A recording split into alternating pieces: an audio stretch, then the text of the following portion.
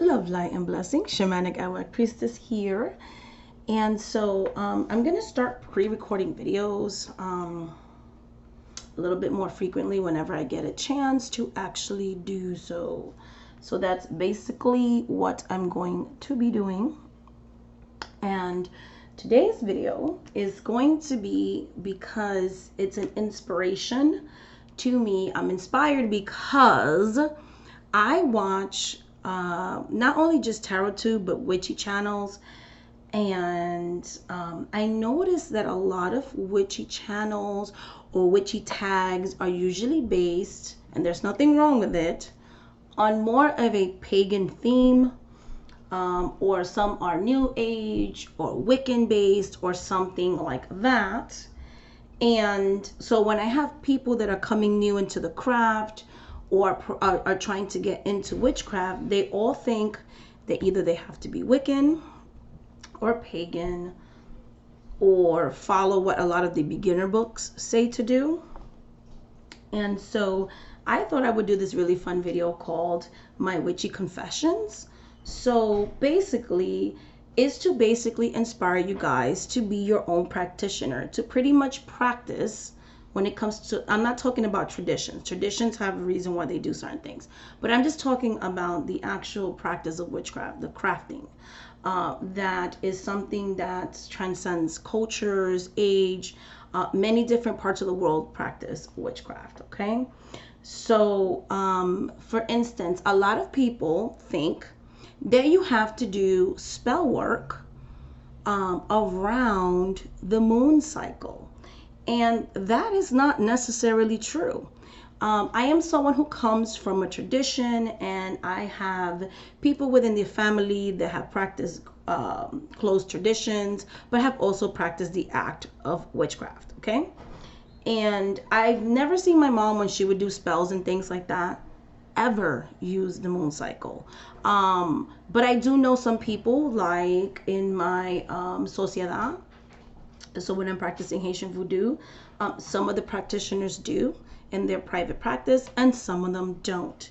For me, it's more like the moon cycle doesn't mean anything in my practice. It's not something that's very significant. There's only certain moons. So if it's like like a lot, like more than one moon cycle, or a very rare moon, like for instance on Halloween of 2020, it was a certain type of moon that we had. It was also on Halloween night. And for me, in Haitian voodoo, because of the Fête Guédé from the 31st to like the 2nd, we celebrate the Fête Guédé. We celebrate the feast days for the Guédé. So that moon was significant for me. However, the moon cycles, I don't follow the moon cycles. It's something that we rarely do, unless it's some type of major transition or something like that. But I mostly don't even know when the moon cycles are, because again, you don't have to use the moon to do spellcraft unless it's part of a tradition you follow. But for me, the moon is not, like I said, a big part of my practice. So you don't have to do that. You don't have to necessarily even do your spell work around the candle. My spell work is catered to days of the week that has to do more with the specific deity that I am petitioning. So the days of the week and certain times of the day, which I tell my students all the time that I consider the power hours, will be when I will cater spell work. And I also do workings over a certain amount of days. So 3, 7, 9, or 1. You know, I have certain magical numbers that I work around my spellcraft. Okay, so that's more significant to me than the moon cycle. Crystals, you see a lot of videos with crystals all over and all these things. In my practice, while I use crystals in my reading altar, I use them more for a healing purpose. So crystals are not used in my spell work. I use things like herbs, voodoo powders, oils, you know, things like that. Novena candles, but I can also use chime candles and emergency light candles and taper candles. Like I might use different types of candles, but crystals aren't part of my spell work. You can see my working altars. I also do not give them as offerings to deities. So you technically do not have to work with crystals in order to practice any type of spell work or witchcraft, okay? You don't have to do that. You also don't have to use candles. Now, I do use candles, but there's a lot of workings that I do that I don't.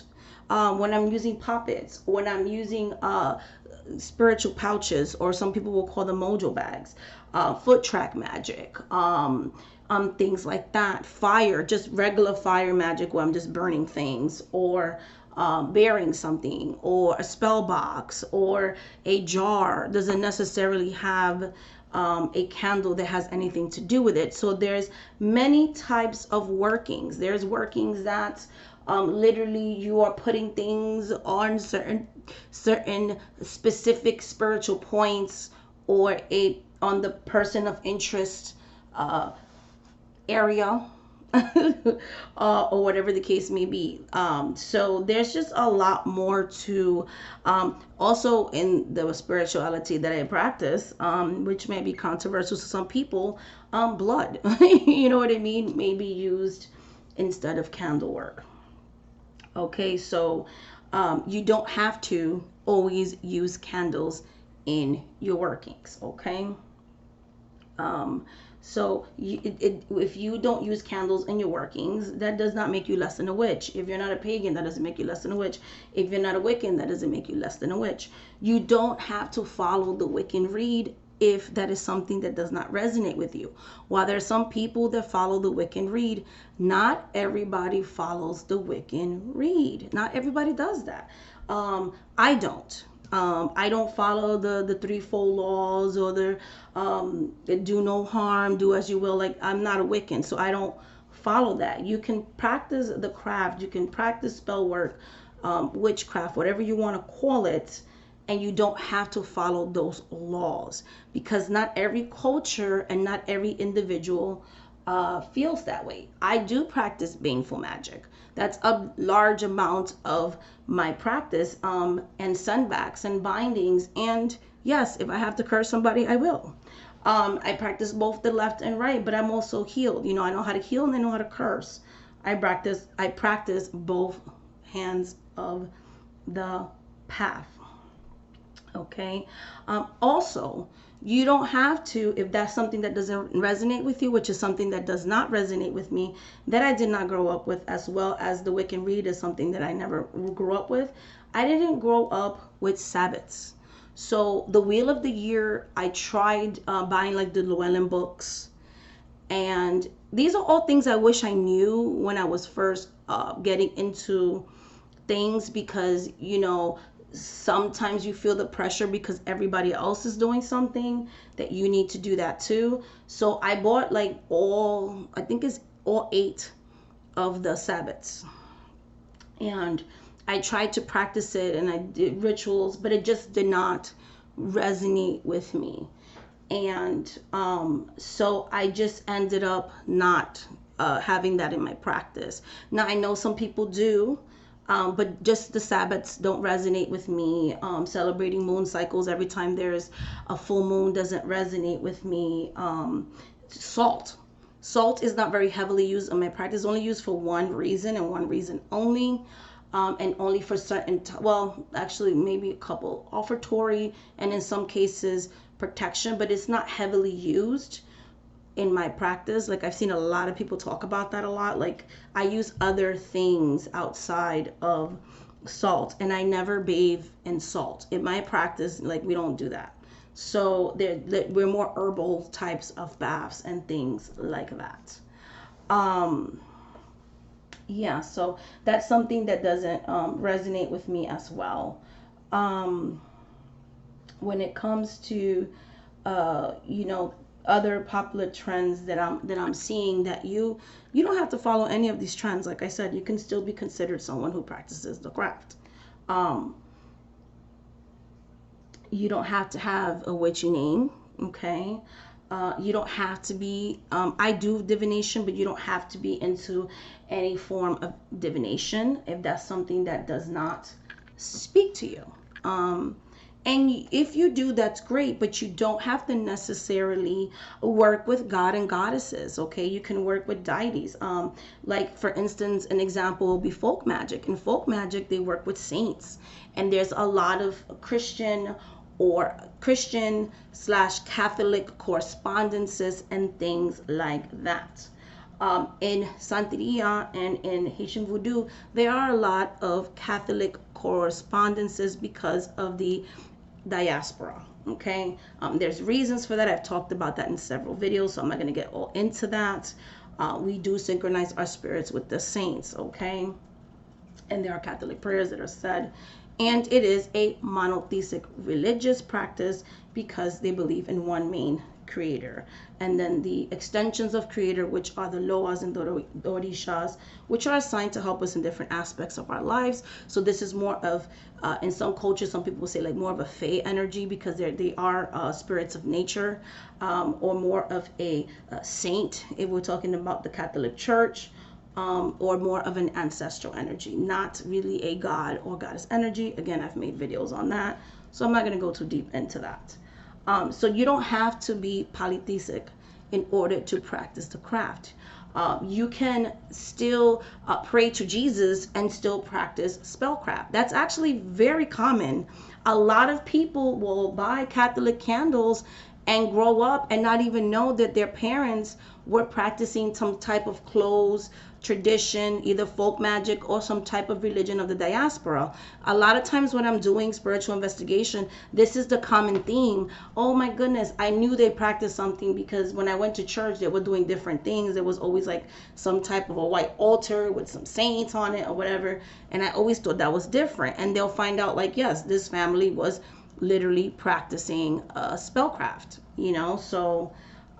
so again, you don't have to have a god or goddess or anything like that. You can actually work with saints or family members, familiar spirits, ancestors, animal spirit guides, things like that. So everybody's practice is different. There's some people that work specifically with the elements, okay, and nature, and that is perfectly fine. The best practices are the ones that are authentic to ourselves. And it's important to try to be ourselves, especially when you're getting into this, to know that you don't have to, when it comes to the actual craft, a practice, you don't have to do what they're telling you to do. Like, you can be your own person. Again, I am not talking about a closed tradition, okay? I'm talking more about just the general umbrella term of witchcraft. Okay, so without disrespect or appropriation. So we're talking outside of that. When those are doing it in a respectful way, you don't have to do things that don't resonate. Like, you don't need to follow the wheel of the year. You don't need to do color magic. If that's something that resonates with you, awesome. But if you feel like, hey, these colors don't mean that to me, a lot of times, yes, colors have purposes for me, but at the same time, it's more of a specific spirits like certain colors, so I give that more as an offertory, but I might use that color for something else.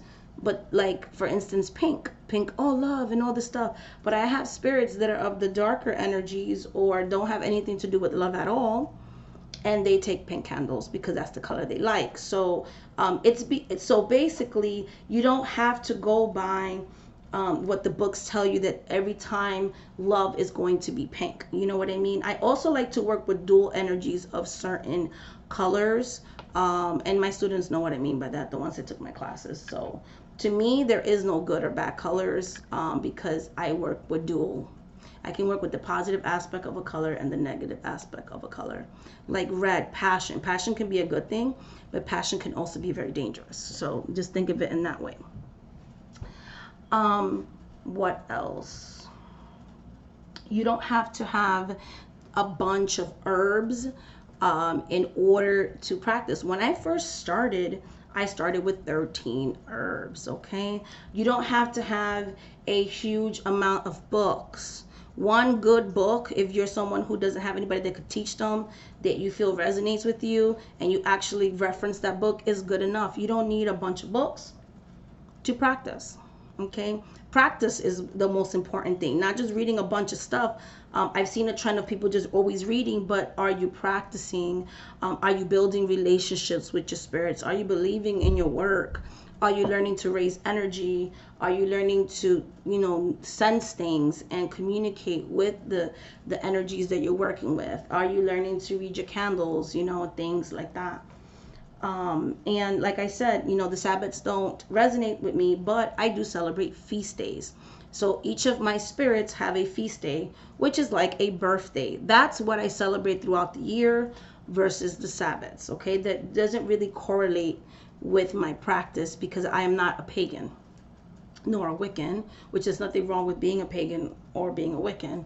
But me personally, because I'm not part of those religious or spiritual practices, those types of practices don't resonate with me.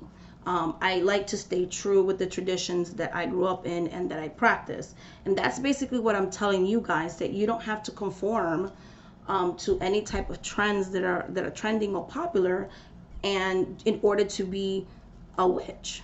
A witch is someone who practices witchcraft in the most basic terms.